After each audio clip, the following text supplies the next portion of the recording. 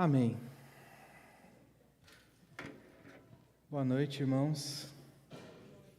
Para quem não me conhece, meu nome é Bruno, eu faço parte aqui da liderança da Igreja Joy e hoje foi me dado o privilégio e a responsabilidade de trazer a palavra a vocês. Eu queria começar lendo o texto. Nós estamos numa série no livro de Efésios que tem como proposta trabalhar os pontos da fé prática cristã. E o nome dessa série é Raízes. E nós vamos continuar a partir agora do versículo 17 do capítulo 4. Você pode ir abrindo aí a sua Bíblia. A gente vai projetar também. Efésios 4, a gente vai ler do 17 ao 24. E logo depois a gente vai orar novamente. Efésios 4, do 17 ao 24. O título diz assim, se a sua Bíblia é a versão NVI, vai estar dando um eco. Instruções sobre a vida cristã vai estar no título da NVI, vão ter algumas versões com outros títulos. Mas esse título encaixa muito bem na nossa proposta e na nossa série, no que a gente tem falado. Diz assim no versículo 17: Assim eu digo a vocês, e no Senhor insisto, que não vivam mais como os gentios na inutilidade dos seus pensamentos. Eles estão obscurecidos no entendimento e separados da vida de Deus pela ignorância em que estão por causa do endurecimento do seu coração. Tendo perdido toda a sensibilidade, eles se entregaram à devassidão, cometendo com avidez toda espécie de impureza. Todavia, não foi isso que vocês aprenderam em Cristo. De fato, vocês ouviram falar dele, e nele foram ensinados de acordo com a verdade que está em Jesus.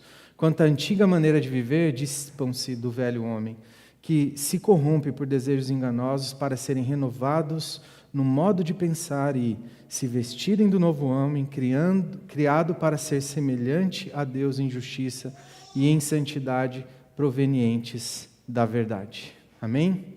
Vamos orar novamente? Você pode orar por mim e comigo nessa hora. Senhor, acalma o nosso coração, Pai. Que a gente possa ser impactado pela Tua palavra nessa noite. Que o Senhor fale aos nossos corações, independente de quem seja o interlocutor. Que Teu Espírito Santo esteja presente. E que o nosso coração receba essa palavra como a terra fértil e gere frutos, em nome de Jesus. Amém. Bom, eu queria começar contando uma história, queria iniciar com uma história. E essa história é uma história de mais ou menos 300 cristãos, chamados os cristãos morávios. Esses cristãos, eles iniciaram um movimento no século XVIII em uma pequena comunidade na Alemanha. E esse movimento ele tem repercutido até os dias de hoje. Se trata do movimento conhecido como Morávio e tem as suas raízes na Reforma Protestante. Começou esse movimento com uma instituição que foi criada com o nome de Unidade dos Irmãos Morávios, da Morávia ou Morávios, no século XV. No entanto, esse movimento ganhou força no século XVIII sob a liderança de um conde chamado Nikolaus Zinzendorf, um nome aí alemão. Um nobre da região que ofereceu refúgio a esses cristãos em suas terras, e esses cristãos, os morávios, fundaram uma cidade que existe até hoje, chamada Herrnhut, ou Herrnhut, me perdoa a pronúncia aí, os alemães de plantão. Essa comunidade, ela se tornou um movimento, o coração de um movimento conhecido pela espiritualidade e pela vida comunitária e o compromisso missionário. E eu queria ressaltar aqui algumas coisas, alguns feitos desse pequeno grupo de cristãos. Os morávios, eles foram referência em missões globais, por exemplo. Eles foram os primeiros, um dos pioneiros em enviar missionários além das suas fronteiras. Em 1732, eles acreditavam que eles tinham que levar o evangelho a todos, independente das dificuldades, das fronteiras ou do que acontecesse pela frente. Seus primeiros missionários, eles foram enviados para as Ilhas Virgens dinamarquesas, onde eles trabalhavam, os próprios missionários, como escravos. A abordagem dos morávios, ela era única, porque os missionários, frequentemente, eles se identificavam como as pessoas que eles mesmos estavam servindo. E até mesmo eles chegavam a se vender a si mesmos como escravos, para poder evangelizar e alcançar alguma região. Além das missões, os morávios eles também se envolveram em iniciativas de educação e em movimentos de desenvolvimento comunitário.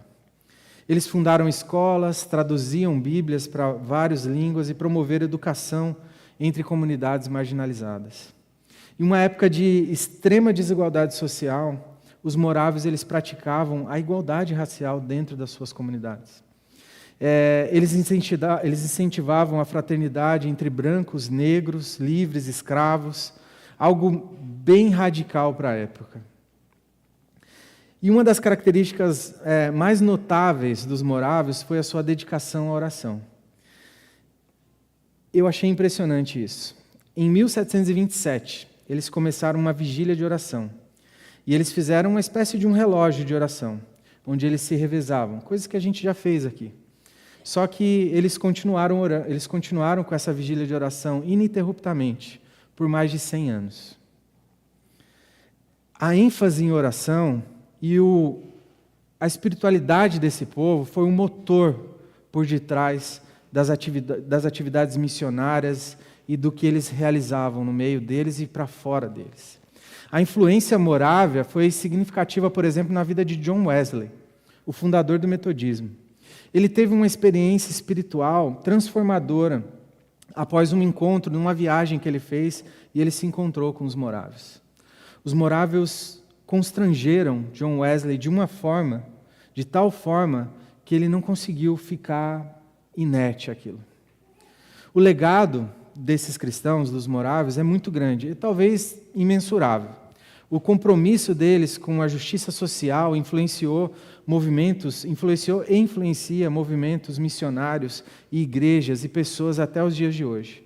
Eles estabeleceram uma tradição de dedicação à oração, à igualdade e serviço às pessoas marginalizadas que inspira comunidades cristãs até os dias de hoje. E essa história, ela demonstra um pouco como que um pequeno grupo de cristãos de uma região X, ele pode ter impacto na esfera pequena ali, entre eles, e até mesmo pode alcançar uma esfera muito maior e mais global. Esse pequeno grupo, inspirado por uma espiritualidade profunda, a ênfase em missão, acabou influenciando de forma significativa o mundo, várias partes dele. E até hoje, muitos anos depois, estamos aqui falando dos morávios.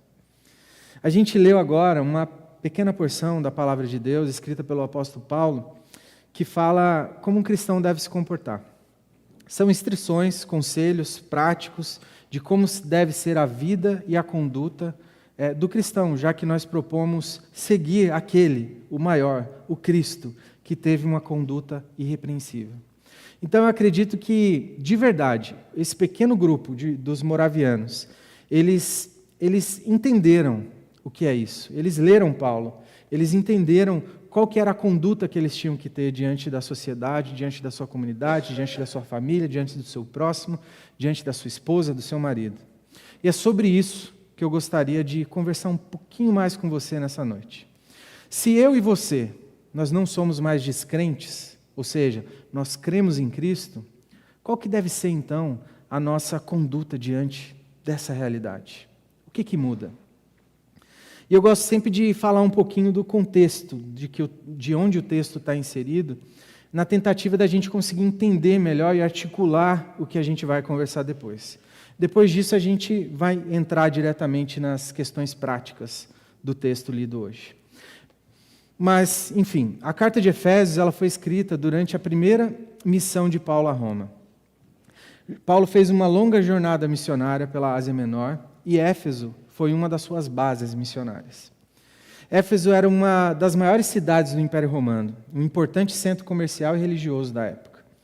Ela era famosa pelo templo de Ártemis, ou Artemis, mais conhecido como o Templo da Diana, uma das 7 maravilhas do mundo antigo, uma cidade que tomada por cultos pagãos.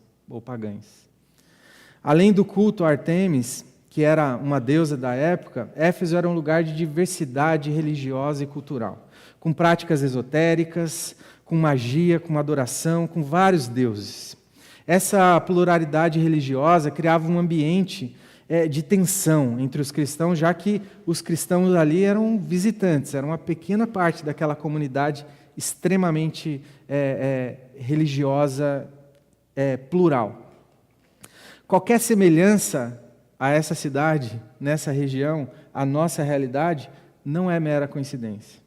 Paulo ele fundou a igreja de Éfeso na sua terceira viagem missionária. E ele passou cerca de 3 anos ali. Ele ficou ensinando, fortalecendo os cristãos daquela região. A igreja de Éfeso, a igreja de cristãos de Éfeso enfrentava desafios, por exemplo, como o sincretismo religioso, que nada mais é onde práticas pagãs e superstições tentavam se misturar ao cristianismo, ao verdadeiro cristianismo. E além disso, haviam tensões entre cristãos convertidos e judeus, que tinham uma tradição e cumpriam a lei, faziam diferente daqueles novos cristãos que estavam surgindo. Um dos principais temas, então, do livro de Efésios, da carta de Efésios, é a unidade entre judeu e gentio. Paulo enfatiza que em Cristo essas barreiras religiosas elas já foram derrubadas. E todos os cristãos, eles são um só. A gente é um só corpo. Judeu não precisa mais brigar com o cristão. Então ele diz o quê? Que pela graça os crentes foram adotados e salvos como filhos de Deus. E eles foram chamados para agir de maneira diferente, viver de maneira digna essa nova identidade que Jesus chama para ser vivida. A segunda metade, então, da carta, que é onde nós já nos encontramos, ela foca um pouco mais nas questões práticas. Ela nos exorta a viver de acordo com essa nova condição que a gente adquiriu em Cristo. Paulo aborda relacionamentos familiares, sociais, comunitários. Ele orienta os cristãos como viver em amor, a submissão mútua entre os cristãos e a santidade. Efésios, então, oferece uma visão muito rica, muito profunda sobre a nossa identidade espiritual, a nossa prática ética cristã. No contexto ali de uma cidade extremamente pagã e profundamente diversa, Paulo exorta os cristãos a viverem como comunidade, a viverem com humanidade, a se unirem em Cristo, a se fortalecerem contra o mal e se comprometerem em refletir a glória de Deus, uma vez que são cristãos naquele povo, para aquele povo. Então, é sobre isso que eu queria aprofundar um pouquinho mais hoje, sobre essa nova identidade em Cristo. Sobre como que a gente deve agir, então, se uma vez que o velho homem ficou para trás, um novo homem surge. Então, Cristo fez tudo novo. Como que eu faço agora? O que eu faço? Eu nasci e cresci na igreja. Eu não tive esse ponto assim. Eu tive um processo. Foram anos. Eu fui melhorando, piorei, depois melhorei. Então, assim, mas tem gente que se converteu e mudou. E a gente consegue ver claramente esse processo na vida dessa pessoa. E é mais ou menos aqui, é como se você lesse Paulo e falasse, poxa, agora, então, eu mudei. Estava aqui, agora eu vou virar para cá, e é assim que eu tenho que agir. Então, como que nós, como indivíduos, podemos, em comunhão com outros cristãos, que às vezes é uma tarefa difícil, viver essa metamorfose da nossa identidade em Cristo? E eu queria ler novamente o versículo 17 com você.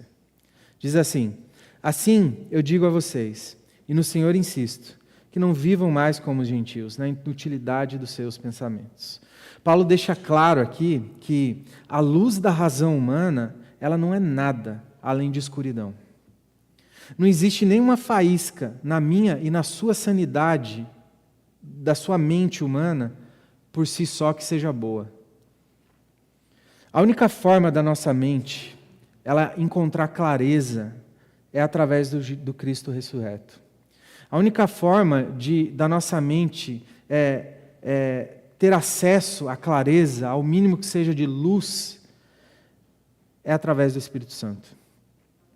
E sem essa clareza do Espírito Santo nas nossas mentes, as pequenas fagulhas que porventura a gente tenha de sensatez em algum momento, e você pensa assim, poxa, agora eu pensei num negócio aqui que realmente eu sou bom, elas são apagadas. Longe de Cristo não há sensatez.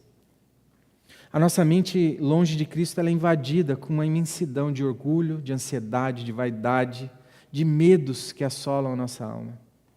O ser humano longe de Cristo, ele sempre vai ser assolado pela vaidade, pela mentira,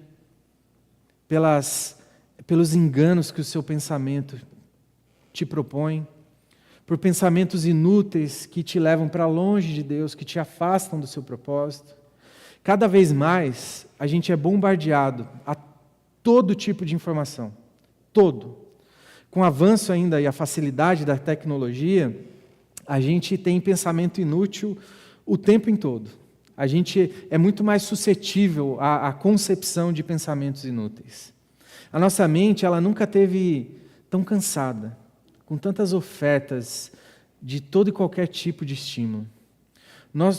A gente não pode aqui deixar de enfatizar as redes sociais.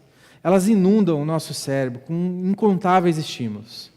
E na maioria das vezes, as redes sociais elas constroem um padrão de vida que é totalmente avesso ao que a gente aprende em Cristo e na Bíblia. As redes sociais elas nos oferecem uma vida que não condiz com o propósito, no nosso propósito como cristãos. Elas trazem uma sensação de que a gente está sempre aquém na nossa vida, ao nosso próximo. Elas nos geram sentimentos ruins, de inveja, de insatisfação com a nossa vida, com o nosso corpo, com a nossa mente, com a nossa casa, com o nosso carro. A gente esquece, imerso nas redes sociais, de que as coisas mais importantes da vida elas não podem ser compradas com dinheiro. A gente dá lugar a pensamentos inúteis que nos separam de Deus, endurecem o nosso coração. E é por isso que Paulo nos exorta a não sermos como os gentios, ou seja, vocês não são mais não crentes. Esses eram seus comportamentos antes, porque vocês não tinham escolha, mas agora não, agora vocês estão separados por Deus. Mas nós cristãos, a gente então tem uma escolha, a gente pode escolher firmar os nossos pensamentos naquele que pode nos trazer paz. Pensa num momento assim que você teve na sua vida que você foi inundado pela paz. Seu coração acalmou, sua mente acalmou. Em Jeremias 29, no versículo 11 e 13, é um texto que eu gosto bastante, que diz assim: Eu é que sei que pensamentos que tenho a vosso respeito, diz o Senhor. Pensamentos de paz e não de mal, para vos dar o fim que desejais. Então, me invocareis, passareis a orar a mim, e eu os ouvirei. Buscar-me-eis e me achareis, quando me buscar de todo o vosso coração. Como novas criaturas, então a gente deve o quê? Buscar a Deus. A gente deve orar a Deus. A gente deve pedir para que Ele nos direcione. Para que Ele acalme os nossos pensamentos, para que nele a gente possa ser transformado, a nossa identidade seja mudada, ao ponto da gente conseguir mudar não só a nossa esfera pessoal, mas outras esferas. No versículo 18, Paulo segue dizendo: eles estão obscurecidos no entendimento, separados da vida de Deus, pela ignorância em que estão, por causa do endurecimento do seu coração. Um coração duro nos leva a comportamentos imorais. Cauterizamos a nossa mente pouco a pouco e nos afundamos na lama do pecado. Analisando melhor essa expressão, vida de Deus, que a gente encontra nesse versículo, a gente pode interpretar em dois sentidos possíveis. Pode se referir à nossa vida biológica, a vida que a gente recebe quando a gente nasce, ou a vida que Deus nos concede através do Espírito Santo, e essa sim regenera e transforma. No frigir dos ovos, tanto faz, porque a vida cotidiana, ela também, por si só, ela é apenas uma sombra do que é a vida verdadeira. Na verdade, ela passa muito rápido. E também porque se a nossa alma nessa vida terrena não estiver conectada à vida verdadeira, a gente está espiritualmente morto. A gente pode pensar, então, de forma prática, em 3 níveis de vida. O primeiro nível é o mais básico. É o nível que a gente compartilha com os animais. A gente existe, respira, se move, sente. Aí o segundo nível é a nossa vida humana, é a vida que a gente tem como descendente de Adão. Então a gente é um ser humano, a gente tem capacidade cognitiva, a gente tem discernimento. E o terceiro nível que a gente pode elencar aqui é a vida espiritual, a vida sobrenatural. E essa sim, só os crentes podem experimentar. Todas essas vidas, elas vêm de Deus. Então elas podem ser chamadas de vidas de Deus.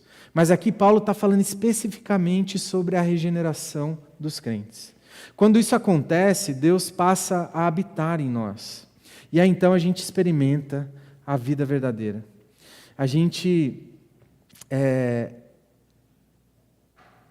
Se alguém não é uma nova criatura em Cristo, ele não tem essa vida.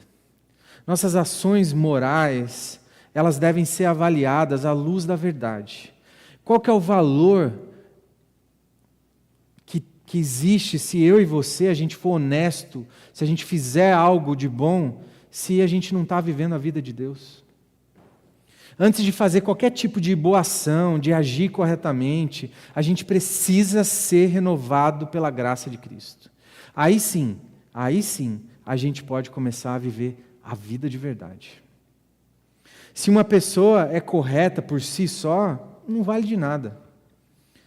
Se o resultado dessa correção e dessa retidão de caminho não for a nossa restauração da nossa identidade em Jesus Cristo, você só.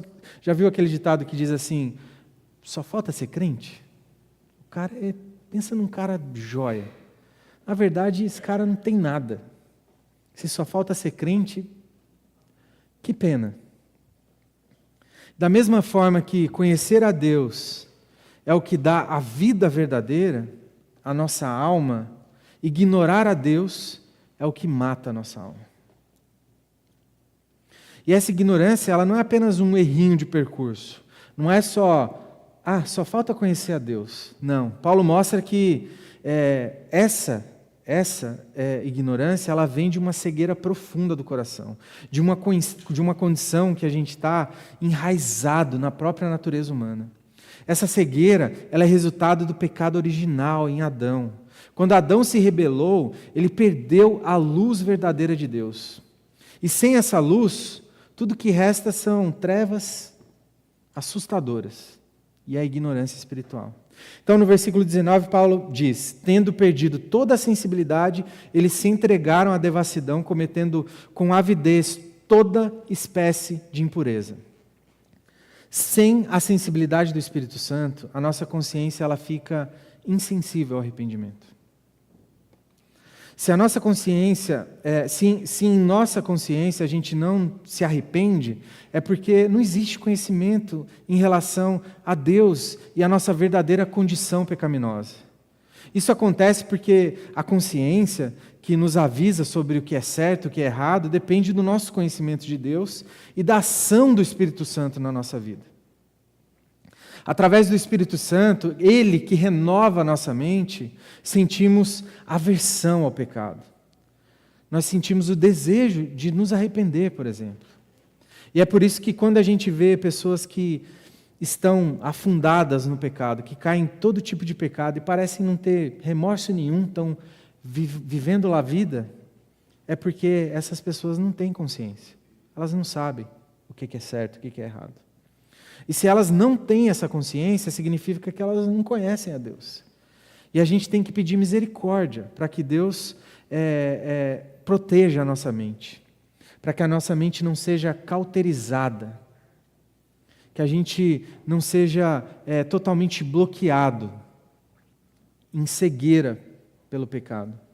Então a gente deve orar, a gente deve vigiar.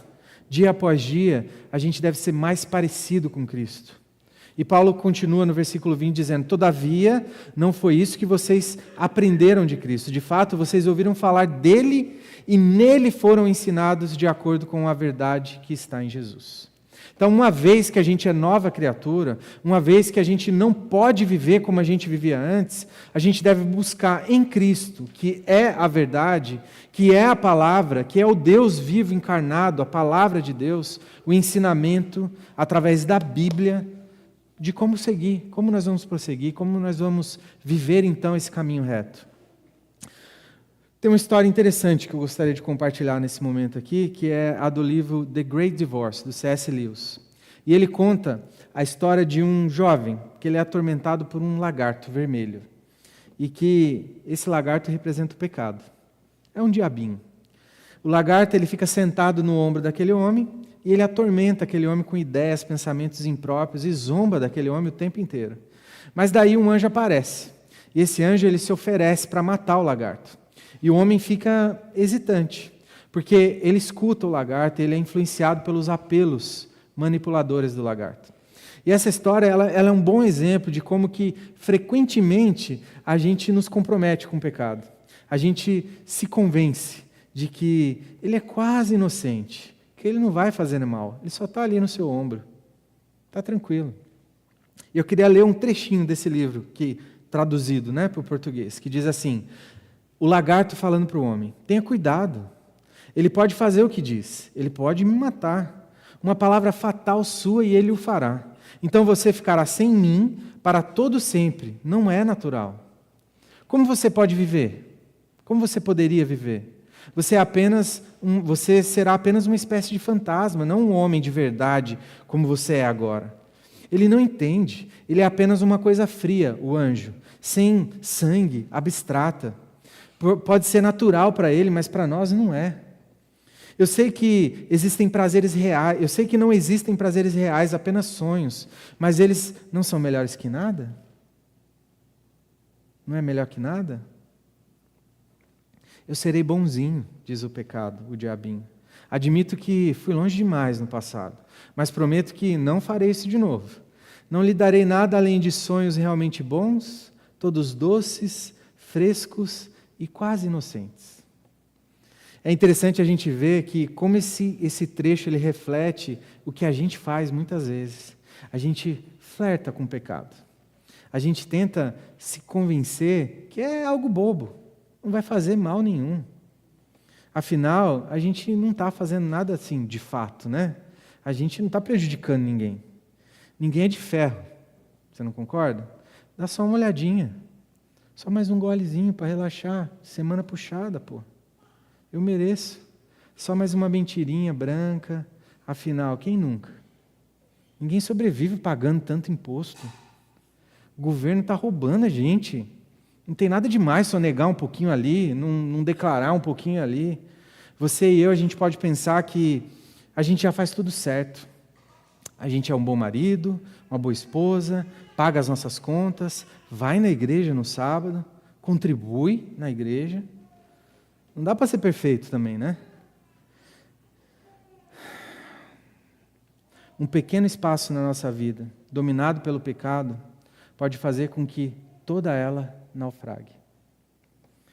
Acho que todos aqui conhecem o Titanic, até pelo que aconteceu, né? Um acidente terrível.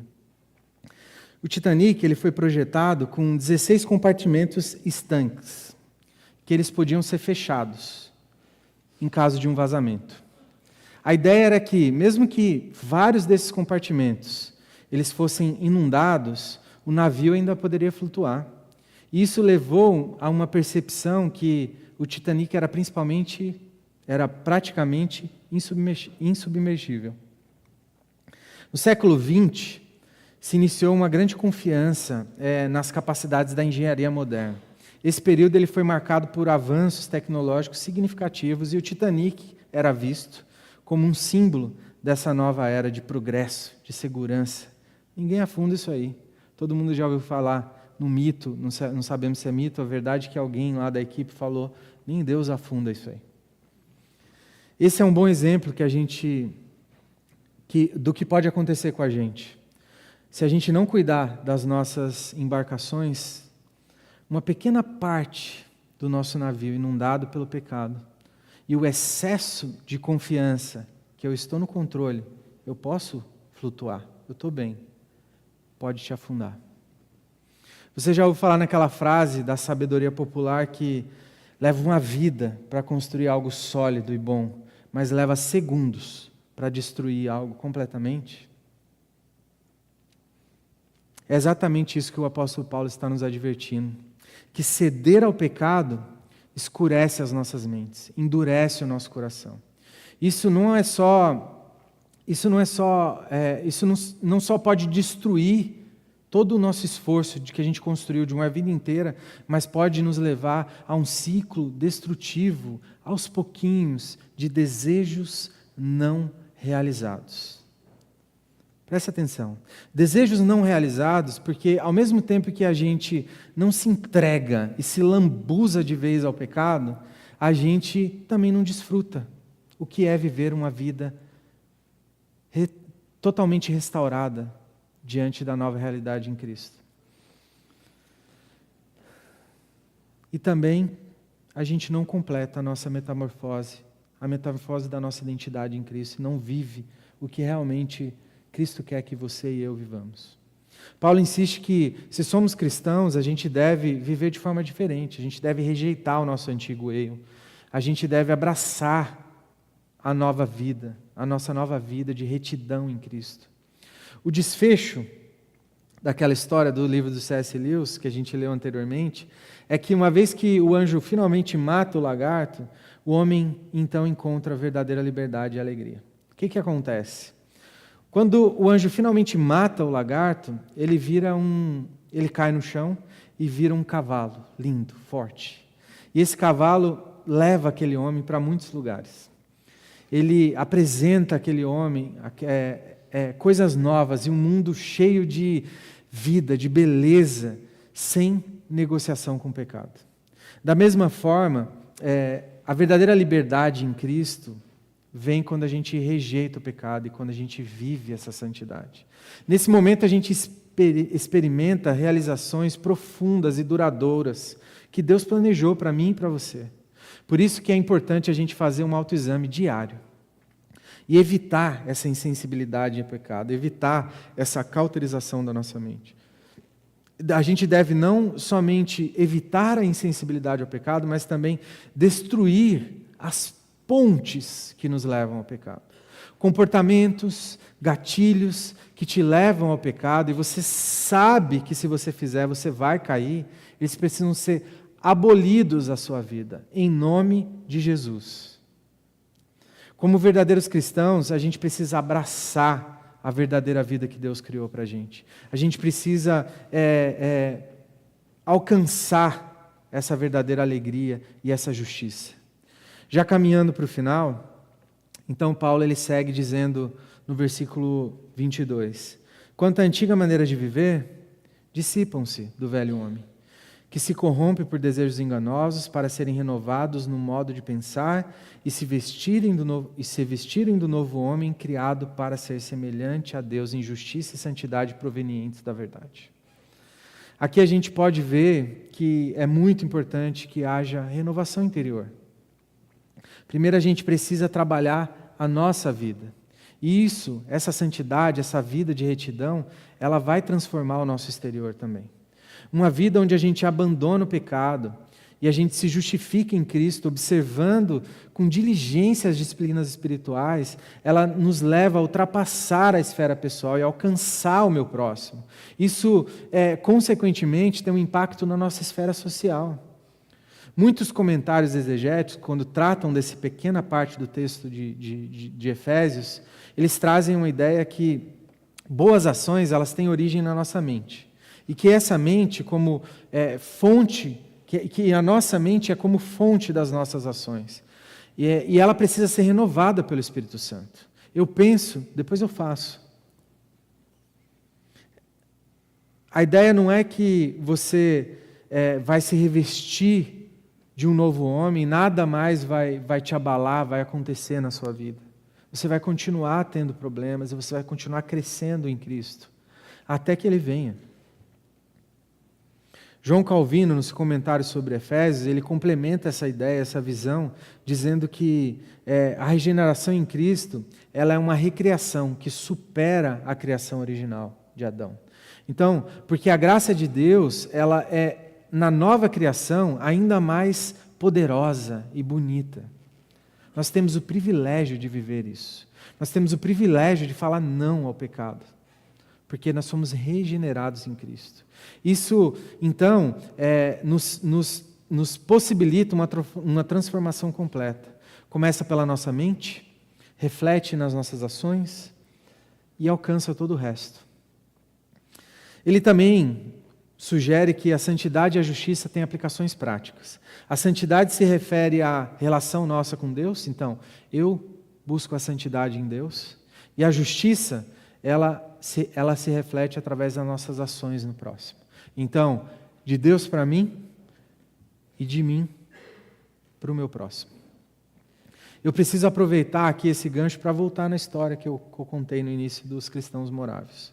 Eles levaram tão a sério a sua vida de santidade, as disciplinas espirituais, que o resultado disso não pôde deixar de ser percebido, não só ali na esfera pequena, na sua comunidade, mas até os dias de hoje no mundo. Até os dias de hoje a gente vê o resultado daqueles cristãos que levaram a santidade a sério.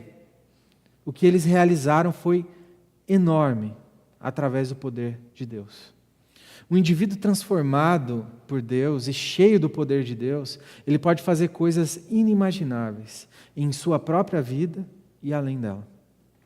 De forma prática, então, eu queria dizer que a vida cristã ela se resume em 3 ações práticas.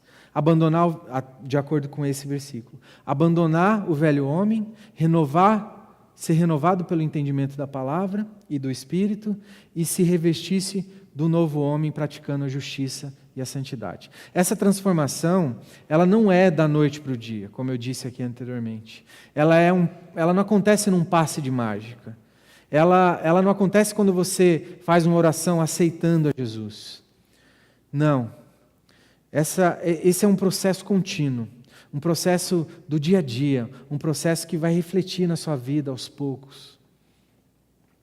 Então, eu queria que você prestasse atenção. Eu já estou finalizando. Eu sei que você vai esquecer a maior parte do que eu falei aqui hoje. Talvez você lembre dos exemplos. Mas eu queria que você anotasse isso no seu coração, aí, no seu caderninho, na sua mente. Abandone o velho homem, renovação no entendimento pela palavra e pelo Espírito, e revestir-se do novo homem praticando justiça e santidade. Nessa noite, Deus nos chama para o arrependimento. Um arrependimento genuíno. A gente deve parar de flertar com o pecado, a gente deve levar a sério as nossas disciplinas espirituais e a gente deve levar a sério a oração da palavra, a leitura, a oração. A transformação que Deus quer fazer na minha e na sua vida, ela não vai refletir só em você. Ela vai refletir na sua família, ela vai impactar a sua família. Ela vai transformar a sua família. Ela vai refletir nos seus amigos. Ela vai refletir muito além disso. Muito além da sua vida, da sua família, dos seus amigos. Ela pode ir muito além. Cristãos de outras gerações, eles podem ouvir falar, eles podem ser impactados pelo testemunho de uma pequena comunidade de cristãos na cidade de Hamilton que fizeram a diferença. Mas para que isso aconteça, eu ouvi um amém, glória a Deus. Mas para que isso aconteça, a gente precisa se despir do velho homem. A gente precisa genuinamente viver uma vida em Cristo. A gente precisa nos revestir do novo homem em Cristo Jesus, com a ajuda do Espírito Santo. Só assim a gente vai deixar de viver a mediocridade espiritual que a gente tem vivido. E a gente vai deixar esse cansaço, esse turbilhão de pensamentos confusos que a gente tem vivido. A gente tem estado exaurido mental e fisicamente. A gente precisa descansar. nessa paz que excede todo entendimento. Que Deus nos ajude. Amém? Vamos orar?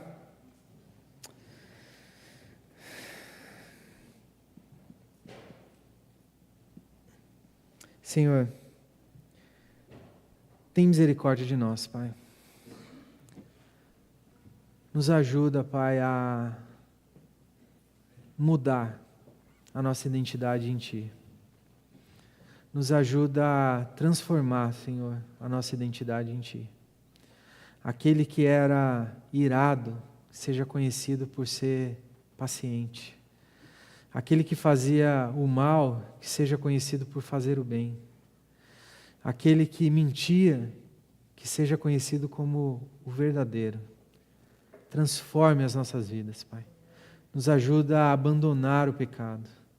Agradecemos que não somos mais excluídos da Tua verdade. Conhecemos a Tua verdade. Não temos mais desculpa, Senhor.